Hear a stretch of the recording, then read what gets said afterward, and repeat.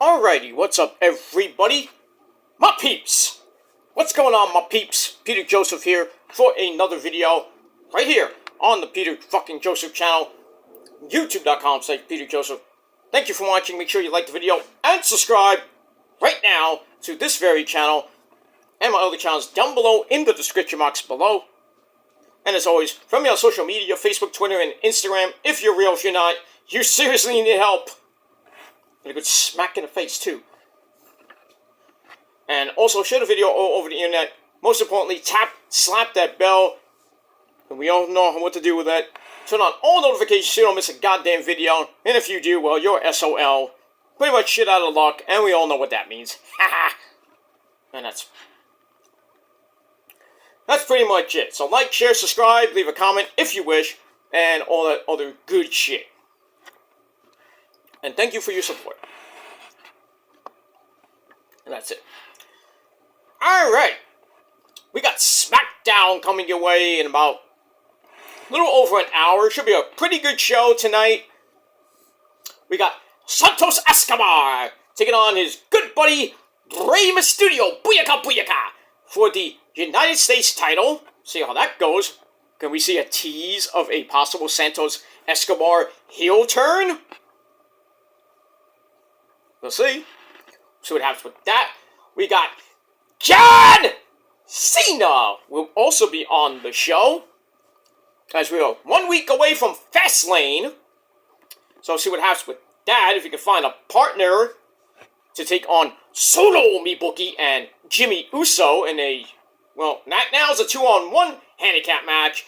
But from what reports are saying, Eli Drake. That's not an insult. That's a fact of life. Will be on the show. And there might be a Cena, Eli Drake segment, possibly near the end of the, I would think probably near the end of the show, where there are reports that Cena and Eli will team up to face the Bloodline, Jimmy and Solo at Fastlane. And then after that, guess who comes back? Roman. Of all days he comes back, Friday the 13th. Be cool if he came out with a Jason mask. Then we'll really have to acknowledge him, you know what I mean? But yeah, so Roman will be back the week after Fastlane to start his new program, where he will be defending the belt at Crown Jewel 5 in November the 4th, I believe, in that shithole in Saudi Arabia against,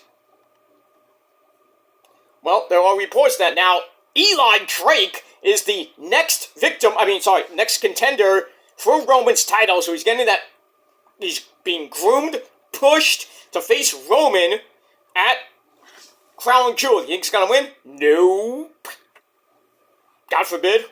He's the one to be the one in 1100 and something and one. Not gonna happen. Not gonna be Eli. I'm sorry for. I mean, I'm a big Eli Drake mark. I mean, I'm a bigger Roman mark, but you know, looks like Eli, you're in over your head, dude. At least you're getting the push. You're getting the title shot, but you're facing a brick wall, and that's Roman Reigns. And you have no shot in hell. I'm sorry. There is no chance that Eli, of all people, is going to beat Roman. And if he wins by disqualification, he doesn't count because he hasn't. I mean, he beats him, yes, but does not get the title because the title cannot change on a count-out or disqualification, obviously. So even if Eli did beat Roman, technically it counts. I mean, it counts in the record book, but doesn't count as a title change. So probably not going to happen. And then after that, War Games at Survivor Series. I wonder what those teams could be. I can only imagine, because, I mean, if it's the Bloodline against a smorgasbord of people that want to beat the crap out of Roman and Solo and maybe Jimmy, they're going to need two other people, and I don't know what else they can get. Unless Jay comes back to the Bloodline, that'd be 4 people, then you still need a fifth guy, unless, you know, they actually go 4-on-4, but then again, you got Cody, you got Sammy and Kevin, you got, well, maybe Drew McIntyre would be the 5th person. That's interesting. That could be interesting. If Drew turns, but then, then again, I think he's going to turn and feud with, Kofi and Xavier Woods, but then... So I was going to say Drew can join up with the Bloodline temporarily, but he hates Jey Uso. But if he turns here, now he's like his best friend in the whole wide world. I don't know. But I think it would be either Judgment Day against somebody, maybe in the double cage, or Roman defends the belt. Who knows what's going to happen? We're a little over a month, 2 months away from the Survivor Series, but we'll talk about that when we get there, but we got that. We also got Charlotte Flair, horseface Charlotte Flair, taking on Bayley. Give me a hug. Who will have Dakota Kai, and most likely my third wife, Io, the women's champion, the WWE women's champion, who, found out today that she's going to have a triple threat match against Asuka. So Asuka gets her glorified rematch. Not even a rematch, but, she gets another match. Another title shot. And horseface Charlotte gets what she wants, as always. A stupid another title match she doesn't deserve. So, Io, once again under the firing line. And she's got a 33.3% chance of winning. And we all know the Steiner math of that, so. But I think if Io does face Asuka and Charlotte, I think Io would somehow, someway retain the title. But we'll see what happens. We'll see what happens with that tonight. And a whole lot more tonight on SmackDown. Rampage should be pretty good tonight. I don't know the matches for that, but we'll see. And then Collision should be very interesting tomorrow for Collision. One of the matches we'll see is the Gates of Agony, former six-man tag team champions, along with the Machine, Brian Cage. They're going to take on for the first time ever, teaming for the first time ever, I think ever, I don't know, I might be wrong on that, but first time in AEW history, Kenny, by God, Omega, and Chris Jericho, Le Champion, as the Golden Jets. So the Golden Jets are now a thing. They will be teaming up tomorrow to take on the Gates of Agony in a tag team match player. So that should be very interesting tomorrow in Seattle for Collision. So we got all that. So that's going to have a little bit of ramifications for Wrestle Dream when Kenny, Jericho, and Ibushi take on Will Ocean Spray, Sammy Guevara, Spanish God, and Takeshita in that six-man tag team war. We got all that, and a whole lot more tonight and tomorrow with Rampage and Collision. Rampage is actually really 2 hours, but it's really 1 hour, because really an hour and a half, because the countdown show at 11 o'clock, no one's going to watch anyway, but yeah, we got all that. So lots of action tonight, tomorrow, and Sunday, and then Monday, again, then Tuesday, So we don't get a day off. But I'll try to get you everything I can tonight, tomorrow, and all through the weekend. And that's pretty much it. Alright. Enough about that boo funky. Hope you had a great Friday, and hope you have a great weekend. The final, really, tonight, and then all day tomorrow, the final day of September, as we start October on Sunday. We're about a month away from Halloween. Can't wait for that. And then pretty soon, the holiday season will be here. And hope everybody in New York City is not, drowning. Because holy shit, it rained. It's been raining since last night. All through today. All tomorrow's going to rain too. So thankfully we'll get a respite out of this tropical, whatever it is, downpour we've been getting over the last 2 days. No, really going to be 3 days. New York was flooded. Parts of my area were flooded. Trains were delayed. It was a mess in New York. But hopefully wherever you are, it's not that bad. Or it's pretty damn nice. We'll see what happens with that. Alright, enough about that boo funky. Let's go. Alright, so let me get this really... Let's get this done really quick and let's get out of here. Alright. Anyway. Alright, so it's time for your late and out-of-date AEW Dynamite review for September the 27th, 2023. We are emanating from the First Bank Center in Bloomfield, Colorado, right outside Denver. So we're in Mile High Country. Country Road, Denver Road. Whatever that stupid song is. John Denver. Gotta love him. Late, great John Denver, by the way. Anyway. So our commentary team of the man behind the mask, Excalibur, and the legendary man himself from Red Hook Brother, Taz. And, that's pretty much it. I don't think we saw Tony Schiavone. I might have missed it. Because let's be honest, half the show put me to sleep. Most of the show put me to sleep, except for a couple of segments with MJF and Adam Cole, baby. The 2 segments there.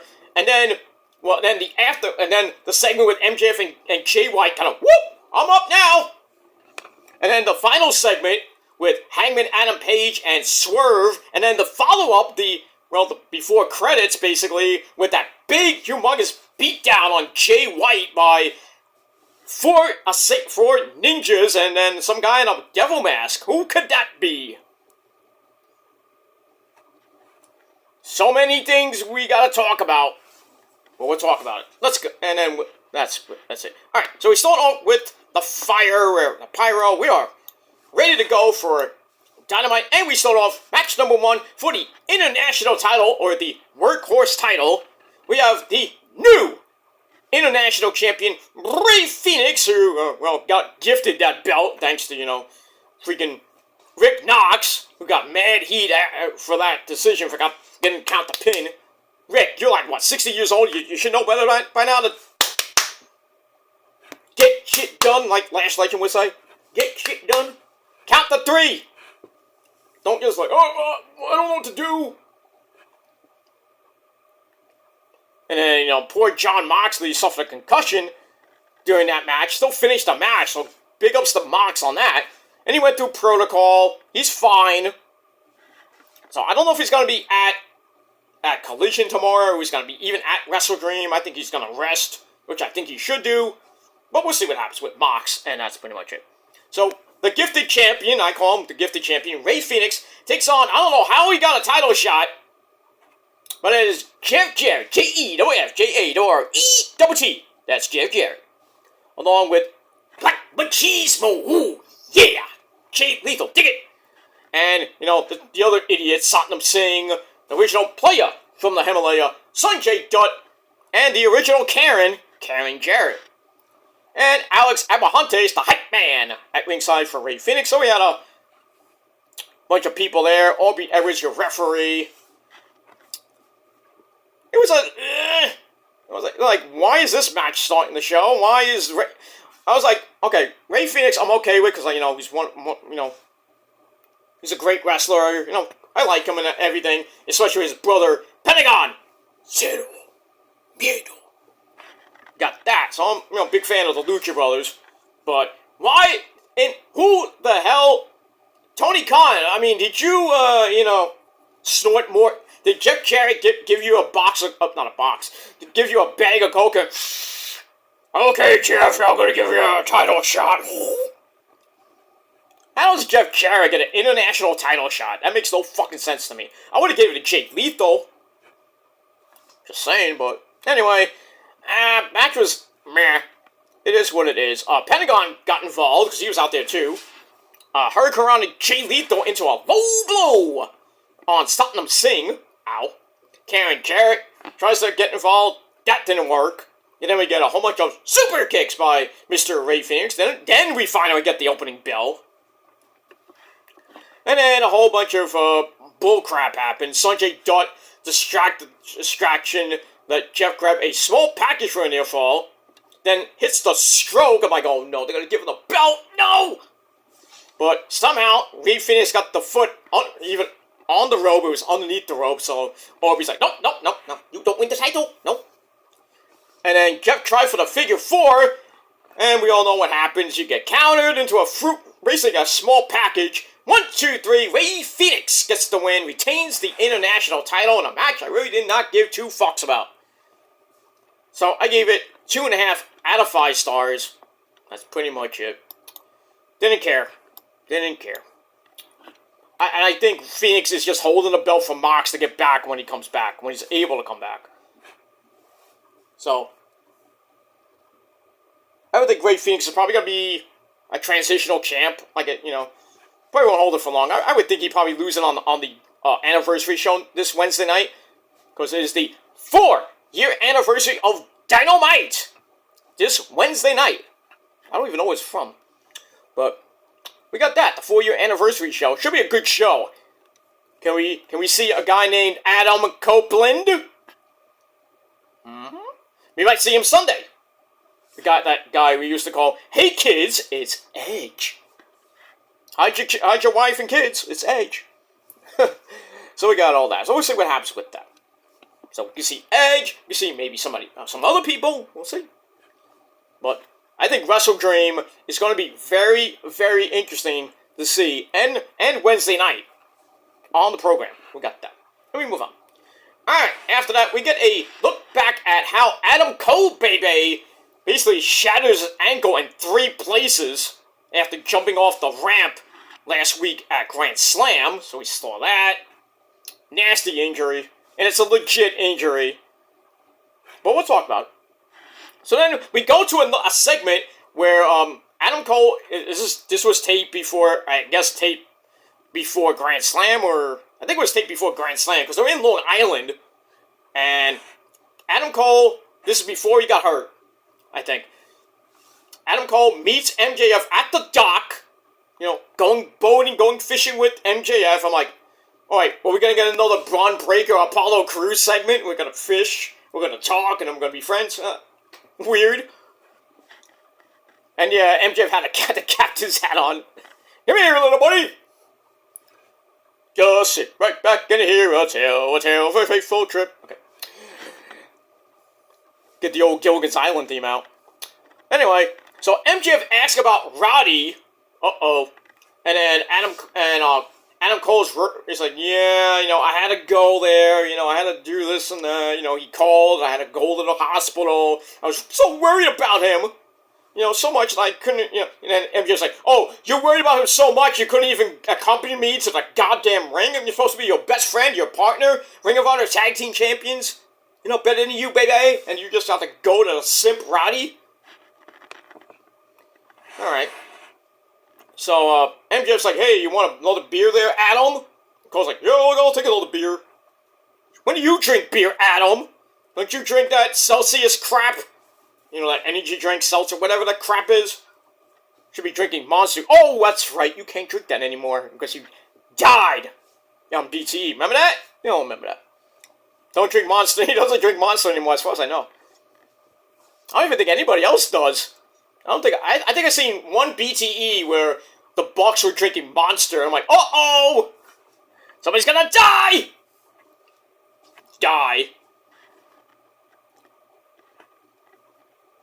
But we got all that. So anyway, MJ goes to grab a beer, but he's like, I'm gonna get the ring, I'm gonna hit Cole. Cole kind of sensed it. He's like, Max, did you bring me out here to hit me in the head with the Dynamite diamond ring and then throw me overboard like I'm a fish? And I'm like, no, I didn't mean to do that. And yeah, we're on a boat. Where's the hose? Boats and hose. Boats and hose. Great song. So Cole talks about the need to have multiple friends. MJF says it's not for him. He's like, I don't need any more friends. It's just me and you. But it's like, I get what you mean, though. And then MJF mentions throwing someone overboard in the past. I wonder who that could be. But before Cole can even mention it, Cole's like, I got something, Max. I got something. I can't pull it in. And he's like, oh my god, you got a big one. And then we see that Adam Cole, he got the Big Show. Holy shit, I was like, what the fuck? He caught the Big Show, or Captain Insano, Paul White, in a freaking duck inner tube. And then they go on a boat, they all drinking beer. I thought it was hilarious. People like Issa like, oh, this is stupid. I'm like, what? You got to admit, it was funny. I thought it was hilarious. But, to each their own. And we get that. So I gave that 3.5 out of 5 stars. I thought it was hilarious. But anyway, we move on.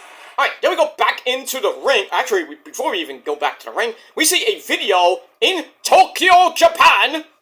Because they're doing Destruction in Kobe over the weekend. Or over the last couple of days. We have Don Callis and Katsuke Takeshita, in Tokyo looking for Kota Ibushi, who has a dojo over there. And I think he was wrestling at Destruction in Kobe. Uh-oh, look at that. So then, that leads us to Don Callis and Takeshita with Renee for a little kitty chat. Don brings out Sammy Guevara, the Spanish God, who comes out like he's freaking he was like an extra in Scarface. He has a Scarface-like Tron. I thought that was nice. And he comes out like a freaking Cuban shirt, or basic Cuban shirt. What are you, Tony Montana? I step on the cockroach. Say hello to my little friend. So we get that. And then they talk about Ibushi. He's like, hey, guess what? Looking at the Tron, we see Don and Takeshita they're in the rain, because it's, typhoon season in Japan. They go to Ibushi's gym, his dojo, and then they beat up some guy, I don't know who he was, some student, I don't know who it was. And then Ibushi comes in for the save, but then, basically, Ibushi beats the crap out of him, hits him with a kettlebell in the head, ow! Laid him out. I was like, oh, there's gonna be blood, right? No blood. And that's basically it. And then we go back into the arena. Sammy starts ranting about Jericho clipping his wings over and over and over again, and promises revenge at Wrestle Dream. So we'll see what happens with that. So the Golden Jet Lovers taking on the Don Callis family at Wrestle Dream in a 6-man war. Let me move on. Alright, so I gave that 3.25 out of 5 stars. Alright, then we go to the back, we go to a video of Absolute Ricky Starks with Big Cass. Oh, he was with Big Cass, and then he left. Ricky isn't bothered by his loss to Bryan Danielson on Collision last week in that really brutal scrap match. Yeah, Bryan Danielson won, of course. So, Ricky's like, oh, that doesn't count. I'm not gonna acknowledge that as a win there, Bryan. So he's not bothered by the loss. He put on a great fight, as always. And then of all fucking people, the guy that comes, Wheeler fucking Yuta, he comes in, and start talking shit to each other, and then Wheeler Yuta's like, hey, how about we wrestle at Wrestle Dream? And then Ricky's like, okay. I'm like, why are they doing this match on the fucking pay-per-view? This screams freaking Rampage or Collision. Or the pre-show. If there is a pre-show for Wrestle Dream. But we're doing this on the pay-per-view. You know nobody's gonna watch that match. Because, as we all know, Wheeler Yuta is the type of guy that has matches that nobody gives a fuck about. Because that's how bad he is.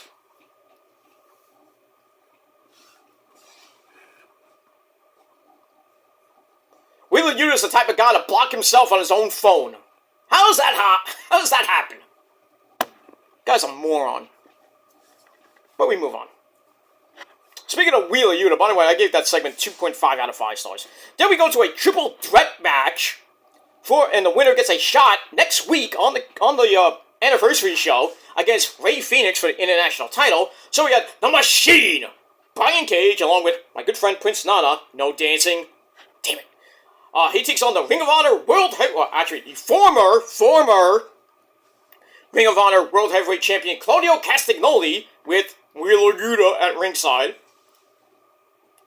And also, Nick Jackson of the Young Bucks. So we had that. So the winner, like I said, faces Rey Fenix for the title. I was hoping Claudio would get the win, but did he? No. Well, still was a pretty decent match. Back and forth they went. Getting to the end, Cage hits an F5, or 2 F5s, on Nick, ow, followed by the apron superplex to Claudio, which really didn't matter because Claudio no-sold to got right back up, and hit the "We Gonna" bomb to Brian Cage. And then, out of nowhere, Nick Jackson springboards in to take out Claudio, and he steals the pin 1, 2, 3 in 10 minutes. So Nick Jackson using that EVP stroke, if you will, gets the win. He will face Ray Phoenix next week, which should be a banger of a match. But we'll see what happens with that. God forbid they give Nick Jackson, the guy who did not come out with the Ring of Honor 6-man tag team belt, or they give him another belt. Let's give him the international title. Why not? Right, Tony Khan? You wanna so much to the Young Bucks and Kenny and Hangman Adam Page. That's what he does. Then we move on. Alright, so I give that match 3 out of 5 stars. Then we go to, I love this little vignette video of the Righteous. We have Vincent and Dutch.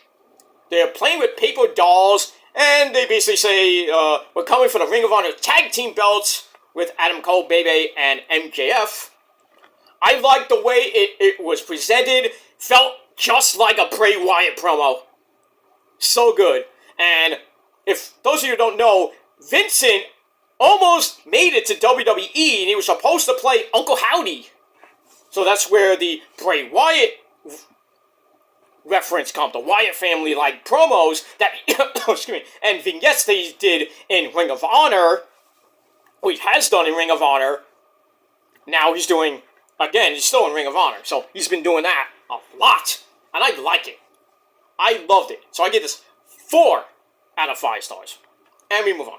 Then we go to the segment of the night, the long as fuck segment of the night. We have Better Than You, baby. We have MJF, who brings out Adam Cole, who's on crutches. His ankle and chin are all taped up, legit. Or do we think it's legit? Britt Baker says it's legit, but is it really legit? But from what the doctors are saying, what Britt Baker's saying, and what Adam Cole's saying, that he broke his ankle in 3 places, torn ligaments, and basically the ankle exploded. His words, not mine. So he's like, I gotta go get surgery, so they're about to vacate the titles, and I'm just like, no! We will not vacate the titles! I will do this on my own!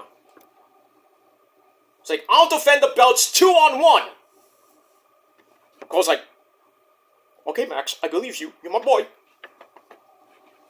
And then we hear, Adam! Adam! You know, stage 5 clinger, Roddy comes out with the Kingdom. I'm Matt Taven. If you don't like Matt Taven, you're a Melvin. And the man who punches guys in the dick, or the wiener, that's Mike Kanellis Bennett. So Roddy's screaming up a storm. He's like, it's an emergency! So he comes out, and Cole then gets up on his crutches, hugs MJF, strange, and then goes right outside the ring, up to Roddy and the Kingdom, and leaves with them. More on that later. So he leaves, and then MJF, about to cut another, finish the promo. And then, Bullet Club, Gold come out, guns up, too sweet me for the love of God. There we go. Alright, so we had Rock Hard, Juice Robinson, and the Ass Boys, the Gun Club, Austin and Colton Gunn, along with the Switchblade. Wait, with Switchblade? Jay White, they all come out, basically tell MJF to shut the fuck up. So, this goes on for a long time. I'm not going to get into the entire promo because it's way too long, and I got a lot of other things to worry about. I got SmackDown coming up in 45 minutes, so. Long story short, they went back and forth, snide remorse galore. MJ's like, oh, you can't hold my jock. You're like filet. It's like MJ says, I'm like a filet mignon, and it doesn't matter who else is around me. Jay White isn't so much like filet mignon. You're like tofu. Basically tasteless and can't identify it. Stuff like that. Blah blah blah. And basically MJ's like, oh, you were handed the keys to the Bullet Club, the Kingdom of the Bullet Club. Technically, yes. So it was like, no matter what happens, people will realize that MJF is better than him, and he knows it. And then Jay White talks about how he got his personal MJF experience, but says, I hold MJF's neck. Actually, he hopes that MJF's neck is feeling okay after Samoa Joe basically whipped his ass last week. And he says, I'm going to torment you for a little while longer because I want a world title shot. So, MJF's like, nah, you're not gonna, you don't even compare to me. I'm on a different level. You're not on the level of the devil. And then Jay White's like, well, did you sell out Madison Square Garden? No. So, I'm gonna come for your belt no matter what you think. And that's final. It finally ends. I think it lasted like 20, almost a half hour. I'm like, god damn. Are we gonna get the women's match? It was like near the death slot almost. I was like, damn. The women gonna have like a 3-minute match. And then we got the contract signing, which might get shortened. But this went on way too long. Everyone was like, is it over yet? I like my videos. No, I'm just kidding. but some of you think that, but you still watch. All the way through. Because you love me. That's all I gotta say about that. But finally, this freaking promo ends, and this whole entire segment ends. But overall, the MJF Jay White interaction I thought was great. I can't wait for the match. I don't think Jay White's gonna win the belt, but so I think they're gonna be DQs all galore, or maybe MJF wins outright. Who knows? But we'll see what happens with all that. So I gave all that 3.5 out of 5 stars, and that's it. All right, we move on. Then we get a sit-down interview with good old JR, Back Down Barbecue Sauce. He has, Darby Allin, I like to sit down. I'm from Seattle, we sit down in the rain. As he takes on the new TNT champion, or in his words, the still your reigning defending champion, Christian Cage. Christian! So they talk about being ready to leave Wrestle Dream with a belt. Christian says, I'm the better man. He brings up Darby's uncle dying in a car wreck. Oh, man. And with Darby in the car, so Darby gets pissed. I mean, legit pissed. Calls him out for bringing up so many dead people. Like, hey, you want to talk about your dad or talk about your mom? So Darby doesn't want Nick Wayne out there with him. So Christian accuses him of hiding behind his face paint. So Darby's like, oh, really? Let me get my water here. like they douse himself with water, like takes out half of his face paint. Says, I'm not hiding behind my face paint. You think I'm hiding behind my face paint? You're crazy. And then he basically promises to win the belt in that, what should be an epic 2 out of 3 falls match. Is he going to win? I doubt it. But I wouldn't be surprised if Luchasaurus turns on Christian, because you know how Christian won the belt on Collision last week, because he took the pin, took the pin, laid down for Christian, so Christian can keep the belt. Wasn't happy about it, I wouldn't be either. So I wouldn't be surprised if Luchasaurus cost Christian the belt and Darby gets the TNT title for the 3rd time. But we'll see what happens with that. Let me move on. Alright, after that we go to a fatal 4-way match, which really wasn't for anything. Just for pride, because of that fatal 4-way match for the number 1 contendership to the I think it's the Ring of Honor belt? I think it's the AEW tag team belts. So we got Pentagon, Zero, Beardo, along with my good friend and yours, freshly squeezed orange juice, Orange Cassidy, Matt Jackson of the Young Bucks, and Austin Gunn of the Bullet Club Gold. So we have that. We had a nice little moment once again where Pentagon super kicks Matt Jackson, but then Orange Cassidy comes in, and then we get another, what we got on, I think it was on Collision with, no, it was on Dynamite, I believe, Pentagon, Cyril, put my hands on my pocket, Orange Cassidy. That was kind of fun.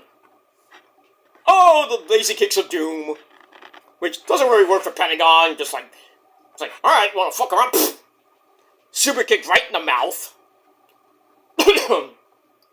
And then we keep going, a little bit more chaos. Canadian Destroyers, Orange Punch by Orange Cassidy. Austin Gunn hits the Famouser for a near fall on Orange Cassidy, followed by another near fall on the other two people. They get back up. Orange Cassidy sends Austin Gunn to the outside, which sets up the Orange Punch on Matt Jackson. 1, 2, 3. Orange Cassidy gets the win, so he gets momentum for his team, which would be him and Send for the Man. Get in here, Hook. So Hook taking on the Lucha Brothers. Yeah, Rey Fenix is going for another title. Well, not a title shot, I should say. So it's going to be the Lucha Brothers taking on Orange Cassidy and Hook versus the Bucks versus the Gun Club, Austin and Colton, for a shot at the AEW Tag Team belts. And whoever wins that will face either Aussie Open or FTR whenever that match might happen. But I think I wouldn't be surprised if we see Bucks, Bucks FTR 4. Because you know how the Bucks got that EVP pull. But I think the Gun Club might get it. But we'll see what happens with that. So we'll get FTR Guns, I think 2 or 3. I don't remember. I lost count. But we'll see what happens with that. Alright, so I gave that match 3.25 out of 5 stars, and that's pretty much it. We move on. Alright, then we finally get to the death slot with the women in an 8-minute match. It wasn't a 3-minute suckfest, but it was an 8-minute match. Did I say 3-minute suckfest, by the way? Yes, I did. So, we got Willow Nightingale, the dancing girl herself, a big fat ball of fun, taking on Maria Brink 2.0, that's Julia Hart. 26-0 with the big man Brody King at ringside. It was an okay match, nothing great. Willow comes out with her a head. She looked like a freaking not a mummy, but she had all this freaking tape all around her face because early in the day she got misted in the eye by Julia Hart with a black mist. And then later on in the match, she takes off the wrapping, the bandages, and we see her eyes all black like Julia Hart did when she first got misted. Not like Malachi, but like others who've been misted, they got that black little thing. Blah blah blah blah blah blah blah. So then Willow comes back, ties Julia in the tree of whoa, and then Brody King also offers a distraction, which leads to Julia avoiding the cannonball. And then she goes up top, hits a beautiful moonsault. Of all things, a moonsault. 1, 2, 3. Hey, Julia Hart gets the win, and she is now 27-0. So there you go. So are we getting another Jade Cargill without the belt this time? But looks like it. 27-0. She could go for 28-0 on Sunday against Chris Statlander for the TBS Championship. I don't think she will, but we'll see. So anyway, after the match, Julia grabs Willow and locks in Heartless. And then Chris Statlander comes out to run off Julia and Brody, and that's pretty much it. Then we move on. Alright, after that, we get a look at what's coming up on Rampage and Collision. So we get all that. And it's time for the main event, the final segment of the show. Contract signing between Hangman Adam Page. Sorry, 1 second. We got Adam Page and Swerve Strickland without... Oh, he came out with Nana. Nana's about to do the dance. And Swerve's like, no. No, so Nana's like, dude. So we get that, and, so he goes to the back, so we got a one-on-one contract signing. So, they go back and forth. Nice little line by Swerve. He's like, what's a buckshot to a kill shot? Ah, Lucha Underground reference. Because he used to be called Kill Shot in Lucha Underground with those sick matches with A.R. Fox. Well, I forgot his name in there. I think it was, Dante something, I think it was. Not Dante's Inferno, but Dante. Dante Fox, I think it was? Or Dante something. But that freaking, match that, I don't know what, I forgot what it was called. That brutal match that it was, as Vampiro would say. I mean, he said on the show, brutal. As they went through almost the pyramid of hell. They went through 2 tables, barbed wire, and glass. That match was probably one of the most sickest matches I have seen in Lucha Underground history. Even when Willie Mack got curb stomped up through a cinder block by Brian Cage. That freaking insane. Man, I wish Lucha Underground would come back, but obviously it can't. 4 great seasons. Great people like came on it. Brian Cage, Dario Cueto, Matanza Cueto, we all know it's Jeff Cobb. Guess who was also on that? Kyrie and Io. If you forgot the Black Lotus tribe. So yeah, really, I think it was just Io. I don't think it was Kyrie. Kyrie was in, supposedly in it, but we had that. We had Mil Muertes, Taya Valkyrie. We all know that. Sammy Guevara. And at the end of that, Rey Mysterio, Chavo Guerrero. So many other people. You know, Sexy Star, who got really blacklisted from wrestling before that whole incident with Rosemary. Well, I think it was around the time or after the time that she got blacklisted because of what she did to Rosemary, that you bitch. But anyway, I forgave her. But anyway, yeah, Lucha Underground had great matches. You know, Dario being crazy man that he is. Ring the bell! I miss it so much. I watch it every once in a while because I think they have some episodes on YouTube, or just look it up on Google. Just Google it, you know, all that stuff. So that was kind of cool. That little line by Swerve with the whole kill shot thing. That was nice. All right, so they go back and forth, you know, arguing about you know, Swerve wants Adam Page's spot, blah blah blah, and then Swerve talks about his mental problems. And says, I'm going to take this privilege from you at Wrestle Dream because it rains a lot in Seattle, obviously. So Adam Page gets all pissy, gets fired up, promises Swerve isn't taking anything from him. So they get up, and Swerve just like smacks him in the face, signs the contract, like, well, Adam Page didn't sign beforehand. And then Swerve slaps Adam Page in the face, signs the contract, like, and then Adam Page basically does an Undertaker when he signed the contract to Brock Lesnar. Boom! Stabs him right in the hand with the pen. Ow! And then they start fighting, and then a whole bunch of freaking security guards and referees come out to break them up. And they're fighting, and, you know, we hear Swerve like, you son of a bitch! Get me out of here! Get me out of here! And then we cut to the back, and they're running down the hallway, or somewhere in the back, and then Taz is like, what the hell's going on here? What the fuck, you know? Right? We see 4 Max Men jump Jay White in, like, ninja gear, all black. They beat him up, they throw him into the wall, and onto some, like, electrical, boxes, you know, storage box, or whatever it is. They beat the crap out of him, lay him out, and then a man in a devil mask comes in. He's like, grabs the camera, shuts it off, and then basically we go to black. So a lot of people like, who was the man in the mask?